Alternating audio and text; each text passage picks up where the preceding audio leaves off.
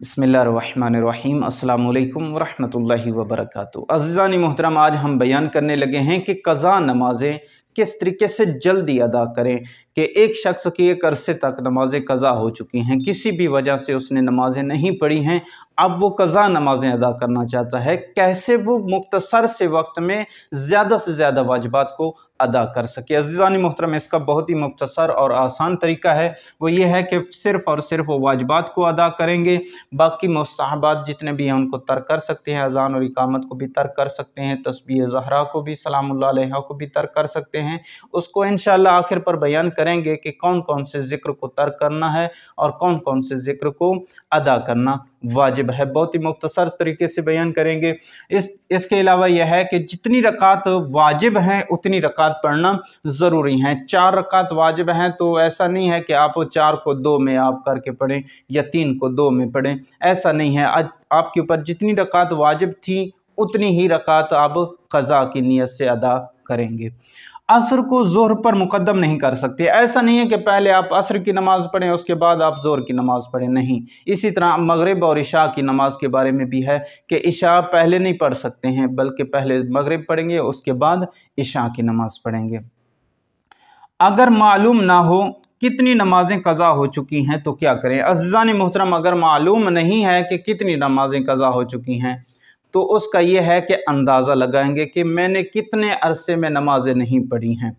1 महीने में, 3 महीने में, जहां आपका दिल मुतमिन हो जाए कि मैंने 4 साल की नमाज़ें नहीं पढ़ी हैं या 5 साल की नमाज़ें नहीं पढ़ी हैं, तो उस तरीके से आप उसको नियत कर लेंगे कि मैंने इतने अरसे की नमाज़ें नहीं पढ़ी हैं, अब इतने अरसे की मैं नमाज़ें पढ़ना चाहता हूँ। इसके अलावा सवाल ये रहा कि कौन कौन सी नमाज़ें क़ज़ा हो चुकी हैं, तो उसका भी यही अंदाज़ा लगाएंगे कि मैंने ज़ोहर की नमाज़ अक्सर नहीं पढ़ता था, मगरिबैन की नमाज़ें अक्सर नहीं पढ़ता था, तो उसका भी यही अंदाज़ा लगा कि आप उस तरीके से नमाज़ें अदा करेंगे, बहुत ही आसान तरीके से।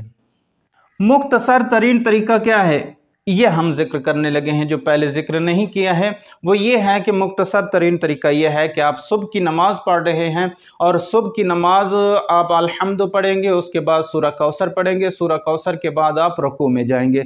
रुकू में आप सिर्फ़ और सिर्फ सुबहान अल्लाह भी कहेंगे तो ये भी काफ़ी है, लेकिन सुबहान रब्बियल आला व बिहम्दी कहे तो ये भी काफ़ी है।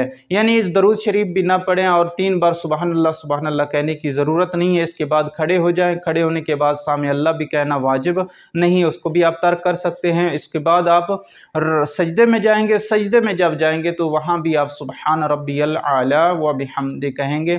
उसके बाद बैठ जाएंगे, बैठने के बाद अस्तगफिरुल्लाह पढ़ने की ज़रूरत नहीं है, उसके बाद अल्लाहु अकबर भी कहने की ज़रूरत नहीं है। पहली तकबीरतुल इहराम के बाद जितनी भी तकबीरतुल इहराम हैं उनको आप तर्क कर सकते हैं।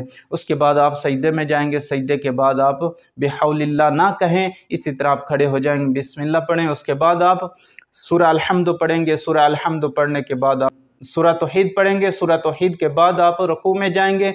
दुआ कुनूत पढ़ने की ज़रूरत नहीं है, मुख्तसर तरीका ये है, अगर पढ़ते हैं तो कोई हर्ज नहीं है। उसके बाद आप खड़े होंगे, खड़े होने के बाद आप अल्लाहु अकबर कहना भी ज़रूरी नहीं है, सामे अल्लाह कहना भी ज़रूरी नहीं है। इसी तरह आप सजदे में जाएंगे, सजदे में वही ज़िक्र पढ़ेंगे, उसके बाद अल्लाहु अकबर कहेंगे। अल्लाहु अकबर कहना भी वाजिब नहीं है। उसके बाद आप दूसरे सजदे में जाएंगे, 1 लम्हा रुकना वाजिब है, 2 सजदों के दरमियान 1 लम्हा रुकना वाजिब है। उसके बाद आप दूसरा सजदा करके आप तशहुद पढ़ के सलाम फेर कर ये नमाज आप मुकम्मल कर सकते हैं। अगर 4 रकात आप क़ज़ा नमाज अदा करना चाहते हैं तो उसका तरीक़ाकार भी यही है। अल-हम्द पढ़ेंगे, उसके बाद सूरह कौसर पढ़ेंगे, सूरह कौसर के बाद आप रुकू करेंगे, जिस तरीके से पहले बयान कर चुके हैं। 2 रकात उसी तरह पढ़नी है। जब तशहुद की बारी आए तो तशहुद पढ़कर आप खड़े हो जाएंगे। खड़े होने के बाद अल्लाहि वल्हम्दुलिल्लाहि वला इलाहा इल्लल्लाहु वल्लाहु अकबर ये पढ़कर आप रुकू में जाएंगे। रुकू के बाद आप सजदे में चले जाएंगे, सजदे के बाद आप दूसरा सजदा करेंगे, फिर खड़े हो जाएंगे। बिहौलिल्लाह कहना ज़रूरी नहीं है। उसके बाद आप सुब्हानल्लाहि वल्हम्दुलिल्लाहि वला इलाहा इल्लल्लाहु वल्लाहु अकबर ये पढ़ेंगे। उसके बाद आप ज़िक्र पढ़ेंगे रुकू का। उसके बाद आप सजदे में जाएंगे, सजदे में जाकर आप वही ज़िक्र जो पहले बयान कर चुके हैं, इस तरीके से आप 4 रकात नमाज भी अदा कर सकते हैं। अज़ीज़ान मोहतरम, ये मुख्तसर से टाइम में आप ज़्यादा से ज़्यादा नमाज़ें अदा कर सकते हैं। और इसका वक्त जो है वक्त मुअय्यन नहीं है अज़ीज़ान मोहतरम के ख़ास वक्त में आप क़ज़ा नमाज़ें अदा करें, किसी वक्त भी आप क़ज़ा नमाज़ें पढ़ सकते हैं।